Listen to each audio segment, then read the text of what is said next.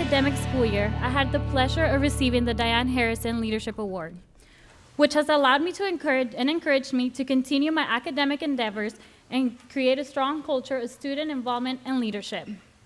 It is now my honor to introduce our president, Diane Harrison.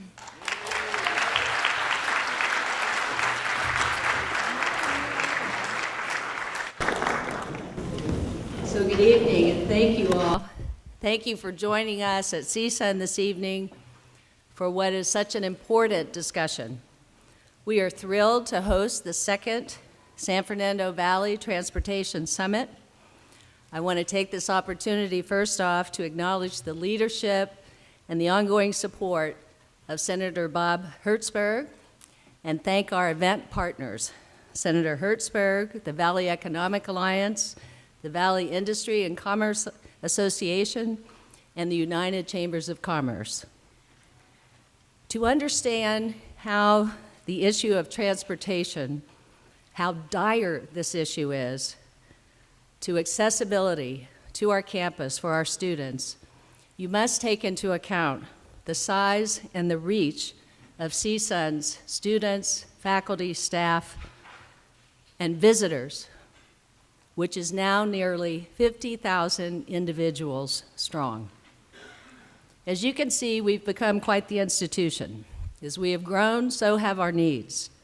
But it is critical for us that we have a public transportation infrastructure that provides access to CSUN, not only for those attending or working on campus, but for the community as a whole. We welcome the opportunity to be a major transit hub for the San Fernando Valley, and we look forward to working and continuing to work with many of the leaders in this room on ensuring the San Fernando Valley's transit needs are met. Here at CSUN, a robust transit system that serves the needs of our students could mean a student being able to better balance a very busy class schedule and a part-time job, sometimes more than one job, or even being able to attend at all. In addition, by maximizing our public transportation potential, we will help ease traffic congestion and parking issues surrounding the university and beyond. I know we have some of our neighbors here who constantly see student cars parked in front of their homes, who don't like it, and I don't blame them. And what I want you to know is we're trying to fix that, and with your help, we can do that.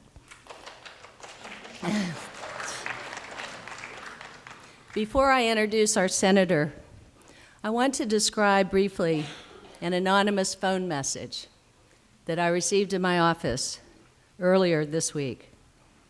An unidentified caller was critical of my advocacy for better public transportation for our campus. Why, you might ask? He believes that our students already receive too many benefits. They get grants and too many handouts. He suggested that we simply give our students free cars and meals.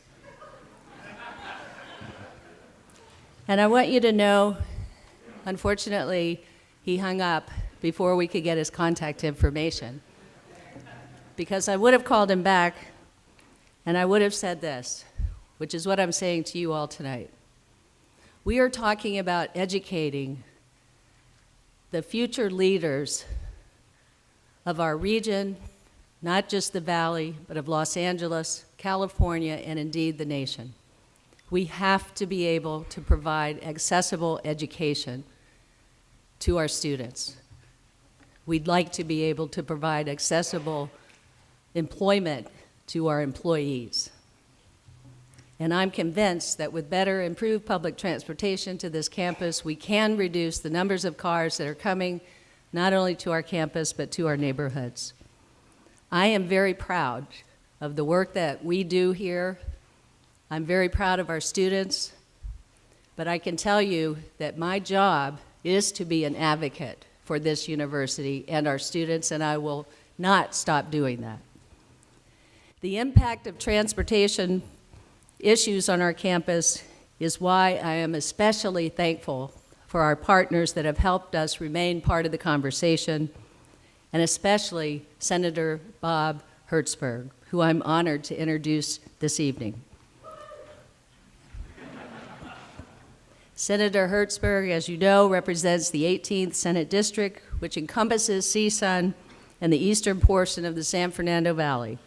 He has been a tremendous asset to the university on a variety of issues, including our transportation needs.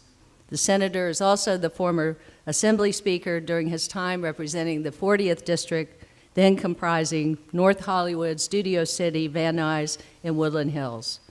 While in the Assembly, he has supported local issues, including the launch of Metro's Orange Line in the San Fernando Valley, construction of the California State University Northridge Valley Performing Arts Center, and construction of the sound walls on the 405 freeway. Needless to say, we love him here at CSUN. Please join me in welcoming Senator Bob Hertzberg.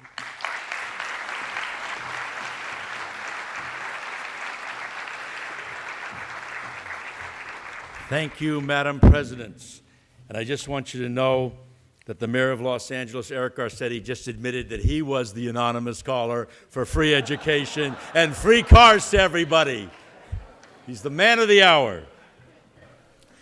We started this at Valley Presbyterian Hospital, and Dave Fleming was there, who, you know, was an unbelievably important advocate for the community today. He's actually in Valley Presbyterian Hospital recovering from a sickness, and he would be here otherwise, and he gave us that venue for the first of these get-togethers.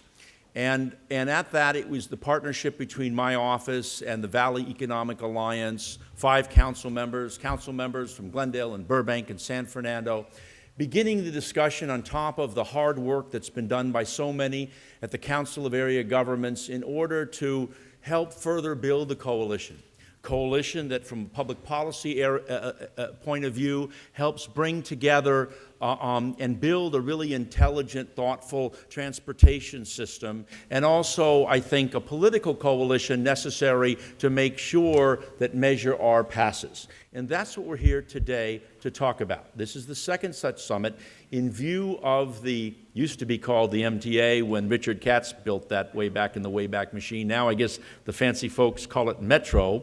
But to talk to the folks there, to talk about what they've done since the last summit, and to pull together in one room the San Fernando Valley. I personally called, as many of you know, every single neighborhood council president and every single chamber president, most of whom are here today, and as you'll hear later, are represented by the coalition of 34 neighborhood councils. Why? To continue to build that process of what we need to do to build a consensus. It's hard, it's difficult. You know, I've got my own view about what our fair share is. Others have a different view. But the reality is we've got to figure it out. And what I said the other day with President Harrison, is that a plan that does not include CSUN is not a plan at all. You cannot have 50,000 human beings, 200,000 trips, and not include CSUN. So what we want to do here today, the purpose of today's focus, we've got the Mayor of Los Angeles here, who's so gracious to be here. He wanted to be at the last summit, couldn't do so for a number of reasons. Unfortunately, I scheduled the summit on both his birthday and his mother's birthday, which is not a good thing for a Jewish mother. And so appropriately, we changed it to accommodate his schedule so he could be here, because he represents both the San Fernando Valley as a son of the San Fernando Valley and as a large portion of the city as he's trying to cobble together a countywide coalition. So what we're going to do today is we're going to try to do this rapid fire. The mayor's going to speak. A few others. We're going to have Zev Yaroslavsky speak, who certainly is a critical part of all of this vision and has just delivered so much for the Valley. Richard Katz, chairman of the Valley Economic Alliance. The coalition today is larger, as Diane said, than when it started, because the efforts that we've engaged in over the last number of months is to broaden it with VICA, broaden it with Valley on Track, broaden it with United Chambers, to broaden it by reaching out to neighborhood councils and trying to build a vision that we all can support for the San Fernando Valley. And the thing that I'm so happy about is Jose Cornejo showed me a photograph of them bringing in extra chairs. Everybody showed up tonight. It's a pretty impressive group, and hopefully we can send a message loud and clear and in a coherent and thoughtful way to the folks at Metro with respect to our interests. So I briefly want to, on the front end of this, we're going to do these talks. We're going to do a video briefly before the mayor that captures what the last conference was about. And we'll hopefully get out of here about 8:30-ish. That's kind of the timeline. You got Hertzberg gimme bags, because that's what I always do, pass out the tchotchkes. I love doing that. And I just want to acknowledge some of the people are here before we get going, and I introduce Xavier Oslovsky. First, I want to give special thanks, as I acknowledged him earlier, Mayor Eric Garcetti with those fancy socks that he's wearing. Stand up, Mr. Mayor. Please, everybody.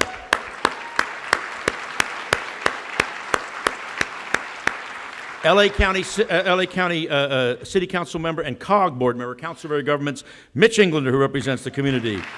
Glendale Council member Vartan Kapedian is here. CSUN, again, President Harrison, please stand up. Francesca Vega and Max Reyes from CSUN.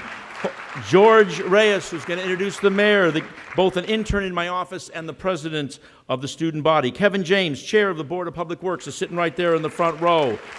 Richard Katz from the Economic Alliance, Ken Phillips and his whole team from the Economic Alliance who worked hard, Time Warner Cable that's doing the video here today, Randy Witt who's part of the video, the supervisor Yaroslavsky, I'm going to introduce in a minute, is please Zev, stand up, man, you are just a rock star, baby. Stuart Waldman from the Valley Industry and Commerce Association of my neighbor and the Valley on Track Coalition for their hard work. The United Chamber of Commerce. Brian Saki from the city manager. He was over here. I saw him from the city of San Fernando. Sophie Lang, who's over here, from Graphic Footprints, who's going to put together our great artwork. Adina Bleich, who's always part of Team Hertzberg, who right there is sitting there, who put some of the goodie bags together for us. And just lastly, Team Hertzberg, I want to again acknowledge Dave Fleming, Barry Worth-Gravon, who's my chief deputy over here. She's a senator in the district. I'm just the guy in the background. Steve Fukushima, who's the brains behind all this stuff. Eveline Bravo Ayala, Marcos Santana. Dr. Mark Brown is over here. Raj Dillon, Jose Cornejo. Where's Cornejo? I can't do anything without him. He's sitting over here. And then the team of interns. We have 22 interns here tonight from CSUN, UCLA, USC, LMU, Pierce, and Santa Monica College. Let's give it up for the interns that are here. And lastly, from the California Highway Patrol, my buddy Leland Tang, who I have to acknowledge, otherwise I'm in big trouble. Where's Leland? He was over there. Mr. Smokey and the Bandit. All right, Zev Yaroslavsky, I know most of you know this guy, but I'm telling you, man, he is just an extraordinary, was an extraordinary public servant in the city council. Was elected in 1975. Was that a Corvair you used to have in those old days? What was that? But just real quickly, and supervisor been in government for 40 years. And the thing that I love about this guy is that not only is he's now out of government, he's no longer on the government payroll except for his pension, of course, but he's over at UCLA, he's engaged, he's been working hard on this issue for all of us, given his institutional memory and his thoughts, because he's been such a big player. He's on the MTA board for 20 years. Ladies and gentlemen, Supervisor Zev Yaroslavsky.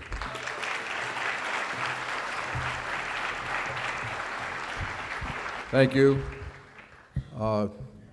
A lot of people ask me what I'm doing these days and how I'm doing. I'll tell you in one sentence, it's better to have the bureaucracy work for you than it is to have you work for the bureaucracy. I'm getting the other side of the equation these days. I'm honored to be here. Thanks, Bob, for your introduction. More importantly, thank you for convening this meeting. Thank you, Mayor Garcetti, for the work you're doing on trying to cobble together a countywide coalition.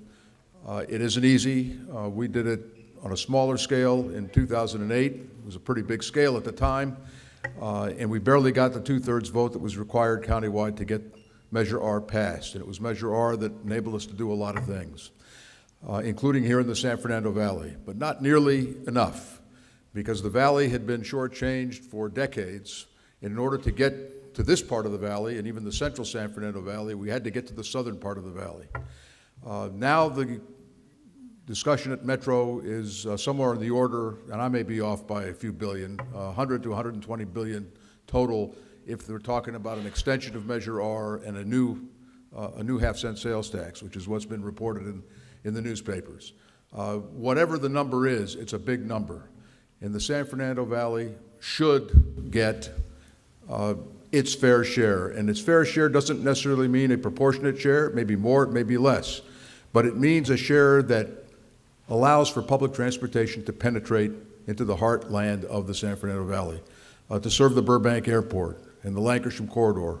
Imagine what that would do to the economy of that part of the valley.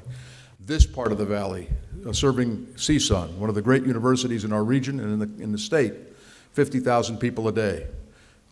No mass rapid transit serving this corridor. Improving the Orange Line, and however one wants to improve it, certainly we can all agree that grade separations along the Orange Line and bi-articulated buses for starters to increase the capacity and to increase the frequency is a must. But to get new product out the door into this valley, new lines, new corridors served, not just the same old story. And that's what I hope will come out of this evening tonight. I know there's been a process. We all want to respect the process. It's been an interesting process over the last year or year and a quarter of getting to the project list that the Metro is going to put out. However, at the end of the day, the process has to produce a product which can get 66 2/3% of the vote. Otherwise, we're all wasting our time. And this valley is going to be critical, as every other part of the region is going to be critical, to getting to 2/3. 2/3 is hard to get, folks, especially when you're raising taxes and extending taxes. I like to compare it to the marathon. The first 20 miles are the easy part. The last 6 are the tough part. We'll get 63, 64%. It's getting to 62 and 2/3, 66 and 2/3. It's going to make the difference between winning and losing. I've been on both sides, winning Measure R and losing by 15,000 votes, 0.5% on Measure J, which would have extended Measure R by 30 years. Let's not blow this opportunity, and it's a once-in-a-quadrennial opportunity in a November presidential election to try to do something big and have a big impact countywide, and especially for the San Fernando Valley. So thanks, Bob. Thank you all for being here. It's good to see everybody. Thank you, Zev. What year was that, Richard, that Richard Katz, when he served in the legislature representing the Northeast Valley, was chair of the Transportation Committee and created the MTA. It used to be the LA County Transportation Commission, in which my younger brother served. And what year was that? 1654, says the mayor. What year was it? What was it? 1993. So Richard, not only is somebody who's a great voice for the Valley, but also really understands the larger issue, and he also serves as chair of the Economic Alliance for the San Fernando Valley. An unbelievably talented guy and unbelievably important in this whole endeavor. Ladies and gentlemen, former Majority Leader Richard Katz.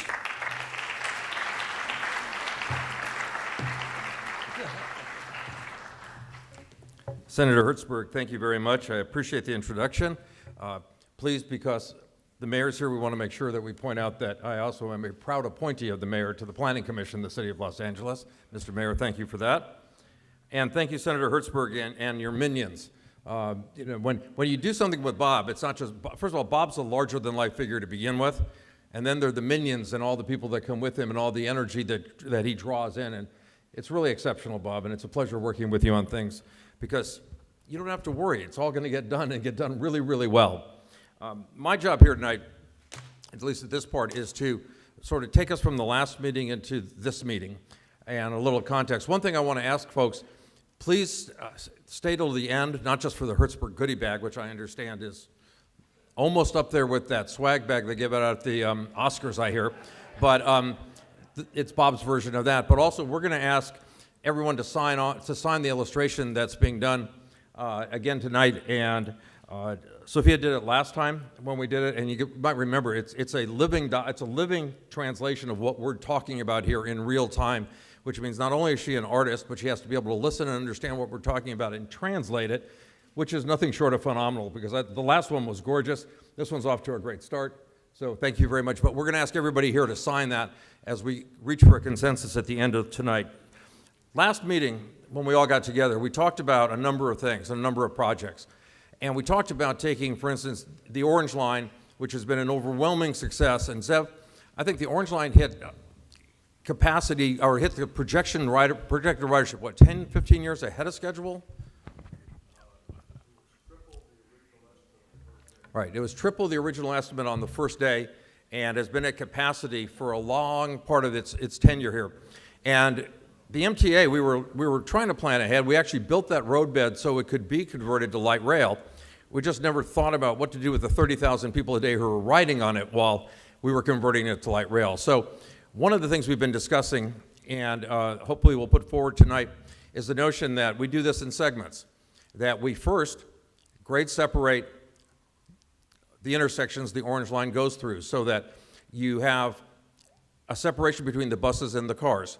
That way you can increase speeds for the buses without shutting down the orange line while you're building the whole project.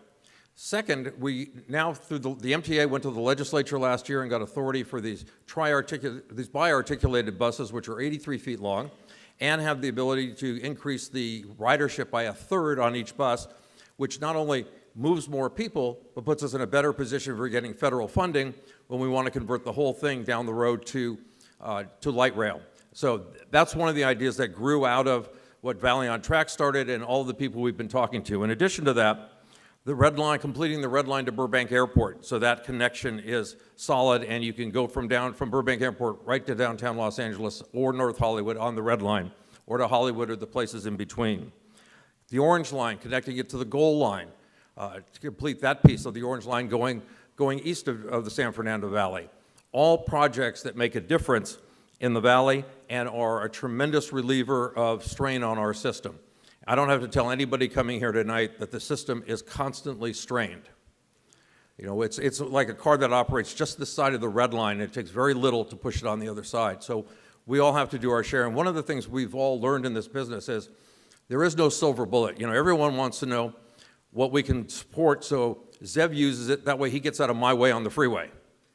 You know, there is no answer like that. We all have to do our share. Just for curiosity, how many of you were not born in Los Angeles? Well, I thank you. I do that so the mayor and I and the couple of natives that are around here, we understand, first of all, who's causing all the congestion on the roads. So I want you to understand we have method congestion. It is us. And as long as the weather like it is like it is today in February and March, more people are going to keep coming. So we got to be part of this solution. To that point, the reason that we've made Cal State Northridge such a priority, in addition to the great case Diane made for it, President Harrison made for it, this campus generates 200,000 trips a week. That's a lot of trips for one institution, 200,000 a week, and the pollution that goes with that because everyone's in a car. The idea of doing BRT as a bus rapid transit as a way to improve transportation to and from this campus is designed to increase mobility, decrease pollution, and get a lot of those cars out of the neighborhoods surrounding Cal State Northridge. So that's why that issue has become so important to those of us putting this together. So with that, I want to thank you all for being here tonight. We should have a good program. And I would, at this point, like to introduce a short video to give you a flavor of the First Valley Transportation Summit, show you a little bit about the leaders and the comments that have been made and why we are here today. We had a wide participation from all across the valley. We had great input from the neighborhood councils and homeowner groups. So I always wanted to say that, Randy, can we roll the video?